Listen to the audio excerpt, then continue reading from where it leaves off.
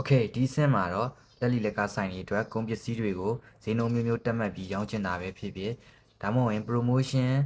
short ဈေးအနေနဲ့တက်မှတ်ပြီးအသုံးပြုချင်တာပဲဖြစ်ဖြစ်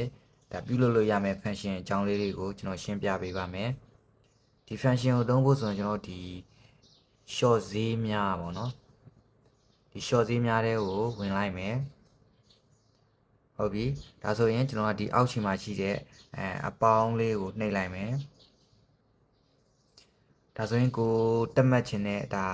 လျှော်ဈေးတက်မှတ်ခြင်းနဲ့ကုန်ပစ္စည်းအမည်ကိုနှိပ်လိုက်မယ်ကျွန်တော်ဒီကောင်လေးကိုတက်မှတ်ပြပါမယ်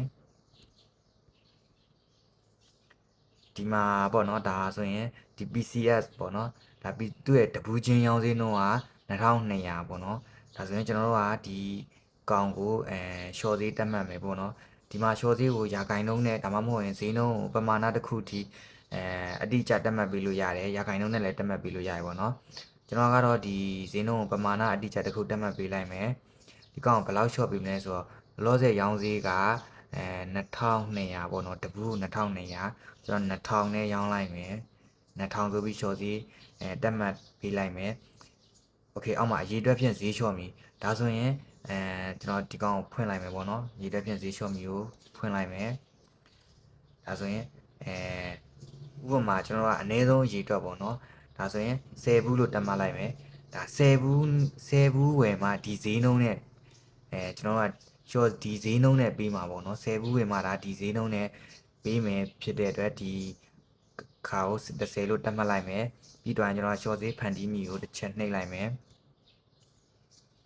โอเคဒါဆိုရင်ဒီတဘူး10ဘူးနဲ့အထက်ဝယ်မှဒါလည်းဒီဈေးနှုန်းနဲ့ပေးမယ်ပေါ့နော်ပြီးရင်နောက်တစ်ခုကျွန်တော်တို့ကဒီဖာလိုက်ဆိုရင်လည်းဈေးနှုန်းတစ်ခုတက်မှတ်ပေးထားလိုက်မယ်ပေါ့နော်ဒါဆိုရင်အပေါင်းလေးကိုတစ်ချက်ပြန်နှိပ်မယ်ခုန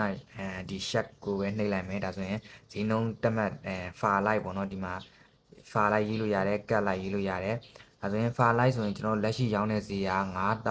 92,800ပေါ့နော်ဒါဆိုရင်ကျွန်တော်တို့က short ပေးမယ်သူ့ကိုဒါဈေးနှုန်းပမာဏကိုပဲရွေးလိုက်မယ်ပြီးရင်